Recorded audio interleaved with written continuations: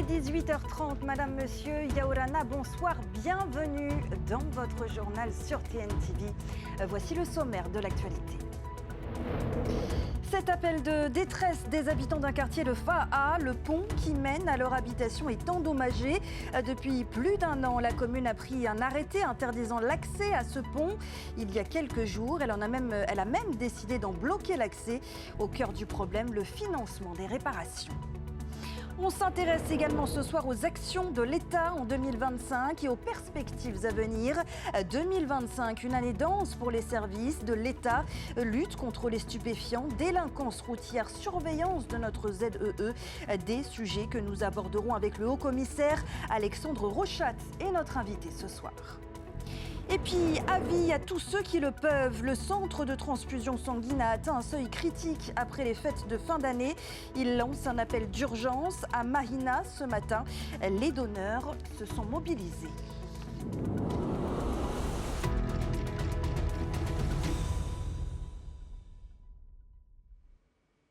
Depuis quelques jours, donc, des habitants de Fa'a ne peuvent plus accéder à leur domicile avec leur véhicule. En cause, un pont leur permettant de traverser pour se rendre chez eux.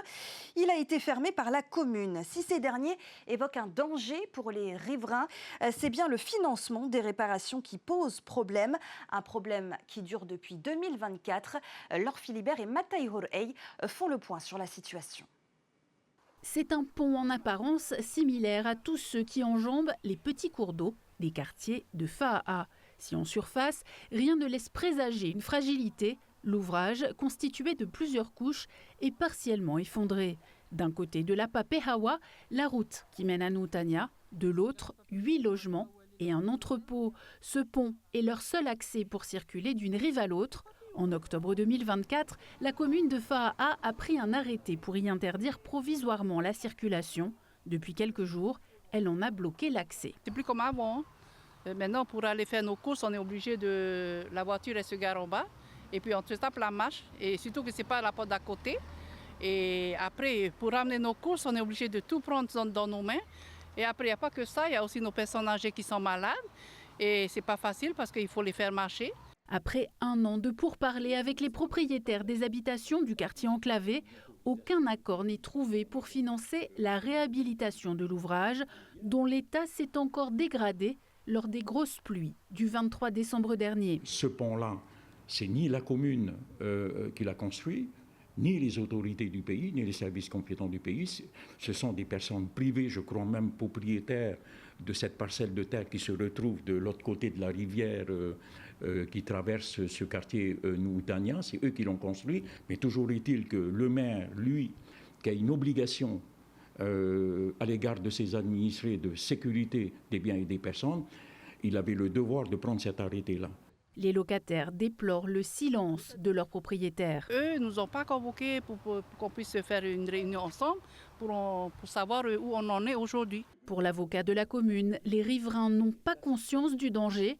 Dans son rapport, le laboratoire des travaux publics évoque un risque très élevé d'effondrement. Le laboratoire des travaux publics de Polynésie qui parle d'un risque fort d'effondrement du pont avec des pertes humaines. C'est tout un quartier qui n'a pas la possibilité d'accéder, si tu veux, à la route territoriale.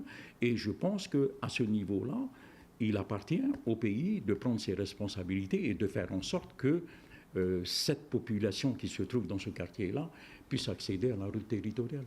La commune a fait parvenir ce jeudi un courrier au ministre de l'Équipement. Outre la réhabilitation du pont, elle réclame l'évacuation des gravats pour éviter une crue en cas de nouvel épisode de pluie. Et joint par téléphone, un représentant des propriétaires du pont se dit conscient du problème pour les habitants. Il assure avoir engagé les démarches pour refaire le pont dans les meilleurs délais. Des démarches complexes, souligne le propriétaire. Ils ont œuvré pendant des mois, souvent loin des projecteurs, pour que les Jeux Olympiques de surf soient une réussite. 33 acteurs du sport et de l'engagement associatif ont été décorés hier soir à la résidence du haut-commissaire.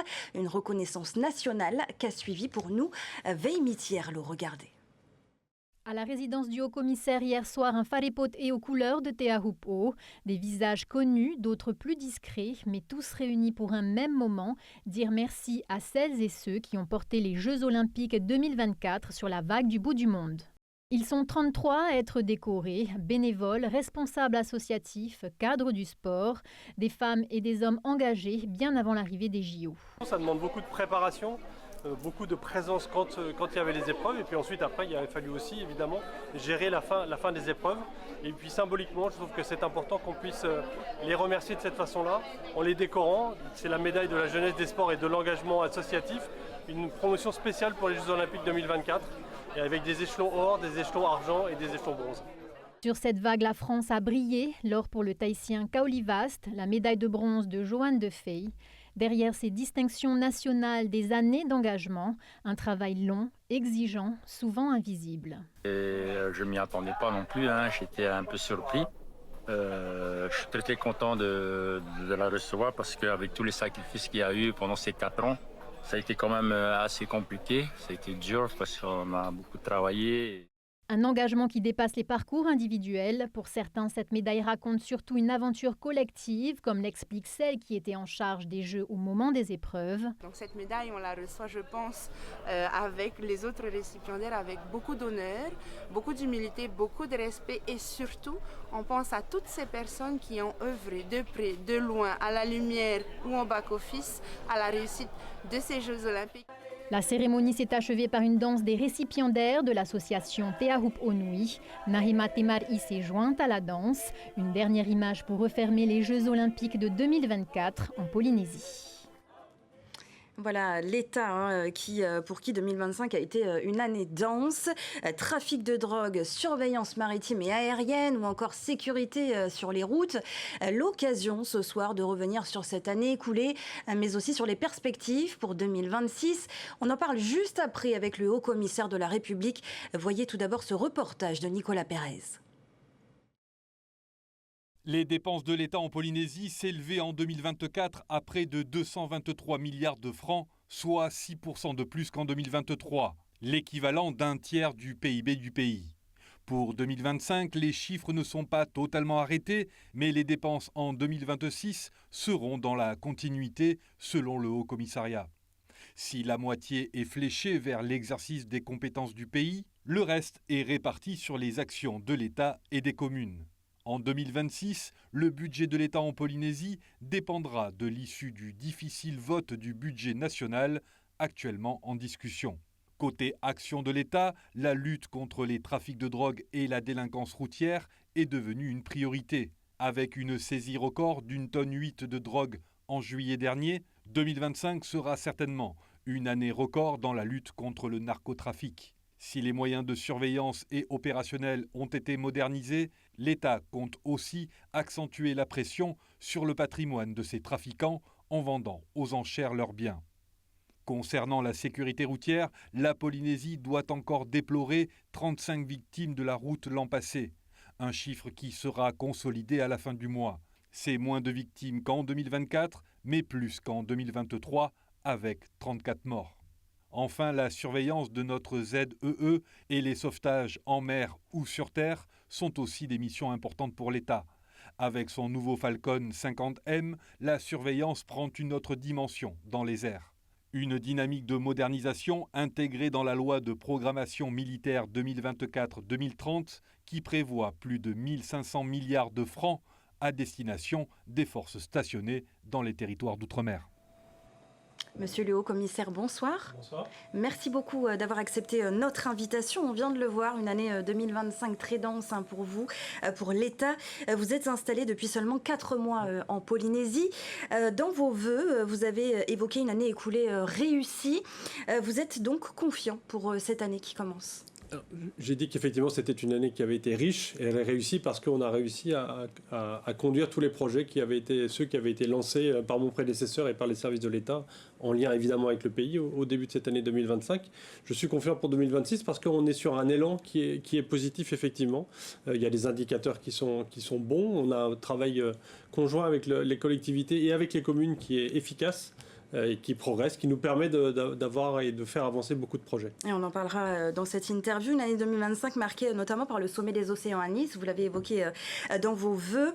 Vous avez évoqué un moment de rayonnement historique en Polynésie. Au-delà de cet aspect, quelles sont finalement les retombées pour la Polynésie ? Les retombées sont très importantes parce que ça va façonner, ça va diriger la façon dont on va protéger l'océan et la relation de la Polynésie avec l'océan. Vous savez qu'évidemment, la Polynésie française, ce ne sont que des îles immergées dans une immensité de l'océan. Et c'est extrêmement important de préserver la biodiversité, de préserver les ressources, de préserver le lien particulier historique, culturel qui existe entre l'océan et les Polynésiennes et les Polynésiens et donc la Polynésie. Et donc c'est tout ce travail-là qu'on est en train de conduire avec le pays. Les fonctions de l'État dans ce travail-là, ça va être des fonctions de continuer à assurer la préservation, la sécurité. La sécurité, justement, on en parle. Pour vous, c'est plus de 5 millions de kilomètres carrés de zones économiques exclusives à surveiller avec une pression de pêche qui augmente. Est-ce que des moyens supplémentaires sont prévus ? Alors, tout d'abord, il faut expliquer qu'on est déjà en capacité d'exercer et de vérifier que cette pression de la pêche, elle n'est pas faite au détriment de la Polynésie et pas au détriment des ressources de la Polynésie.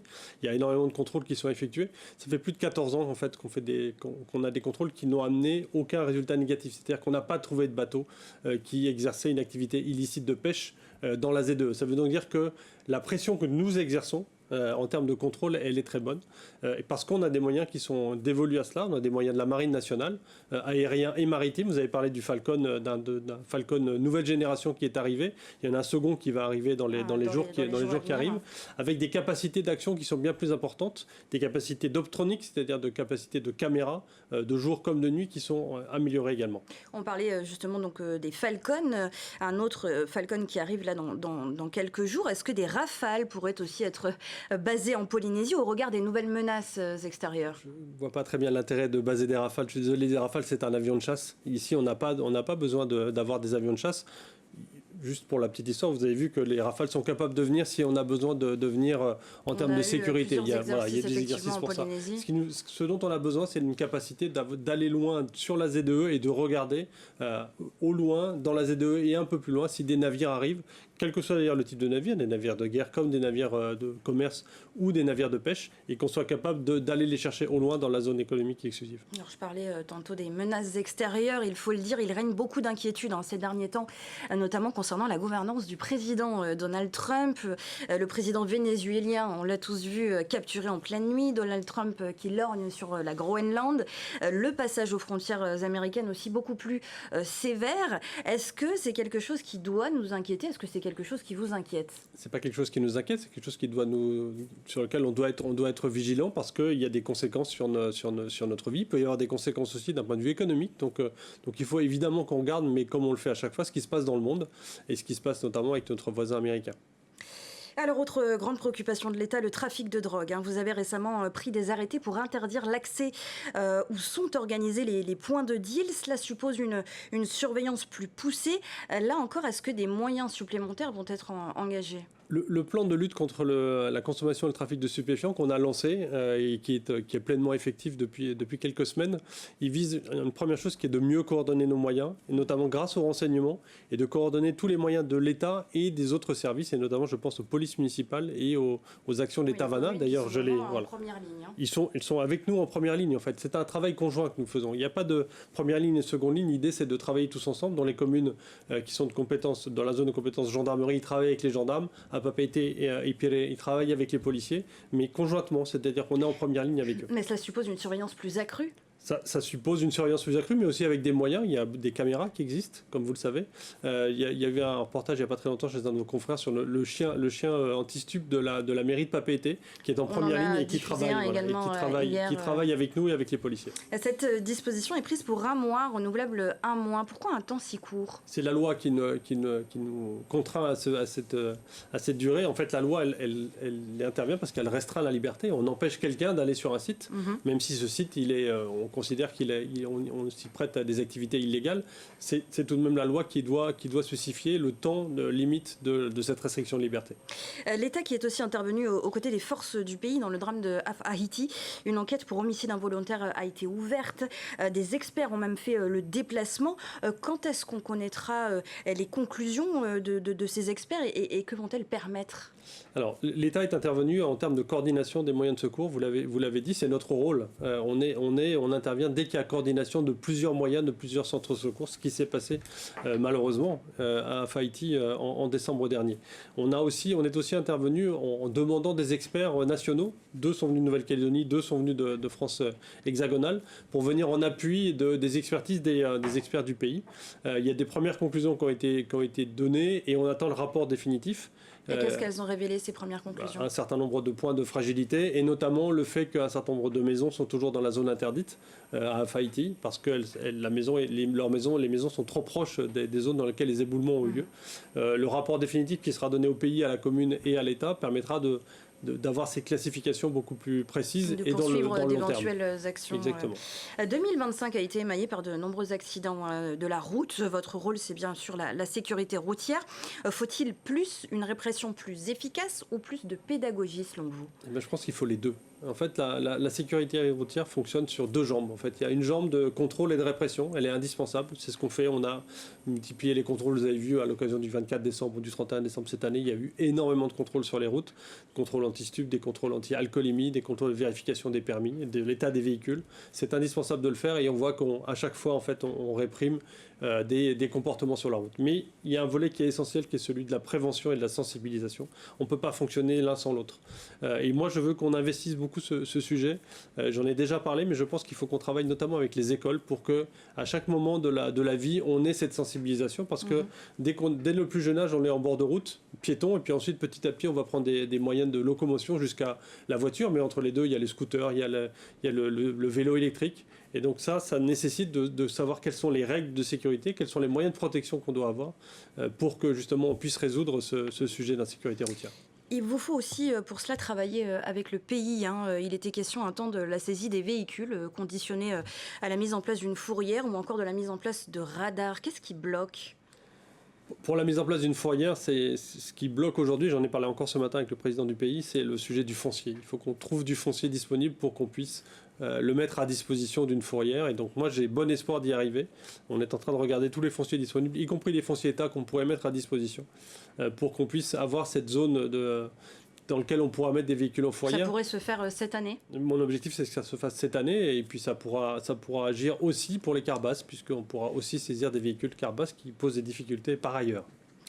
Le budget de l'État pour les Outre-mer doit subir un coup de rabot, monsieur le Haut-Commissaire. La ministre des Outre-mer, Naïma Mouchou, a lancé un appel à appuyer en faveur de l'adoption rapide de ce budget 2026. Plus concrètement, à quoi doit-on s'attendre en Polynésie ? Pour l'instant, je ne peux pas vous dire, parce que justement, le budget n'a pas été encore adopté, comme vous le savez. On sait qu'il va y avoir un coup de rabot. Il devrait y avoir une diminution, mais il y avait eu déjà une alerte qui avait été donnée sur la défiscalisation, et le Premier ministre d'ailleurs avait assuré qu'il n'y aurait pas de coup de rabot sur la défiscalisation pour cette année. Donc tout le travail est en cours, et les parlementaires, notamment les parlementaires polynésiens, ont un rôle à jouer évidemment dans l'hémicycle, de travailler avec le gouvernement pour façonner ce budget et le faire adopter. Est-ce que cela peut avoir des conséquences sur les Jeux du Pacifique que vous financez en partie Alors, on a déjà financé une partie, puisque grâce au contrat de développement de la tranche de l'année dernière, 100% de cette tranche a été dévolue aux installations sportives. Donc, on a déjà financé avec le pays les travaux actuels. Donc, voilà. Donc, cette partie-là est sécurisée. Aucun impact sur les Jeux du Pacifique pour 2027. Merci beaucoup. Sur la partie investissement, en tout cas. Sur la partie investissement. On le précise. Merci beaucoup, monsieur le Haut-Commissaire, d'avoir été notre invité ce soir. Merci. L'État qui a signé cet après-midi une convention avec le pays. 1,6 milliard de francs vont être engagés pour accompagner la filière des produits vivriers locaux. Le programme baptisé Tavitat permettra d'intégrer au moins 25% de produits locaux dans les cantines scolaires des écoles primaires du pays. 10 communes pilotes, dont Mahina, Nukuhiva et Rurutu, participent à la phase de réalisation du projet avant une extension progressive à d'autres communes d'ici 2030. Le centre de transfusion sanguine lance un appel d'urgence. Je vous en parlais en titre, les réserves de sang ont fortement chuté après les fêtes de fin d'année au point de frôler un seuil critique.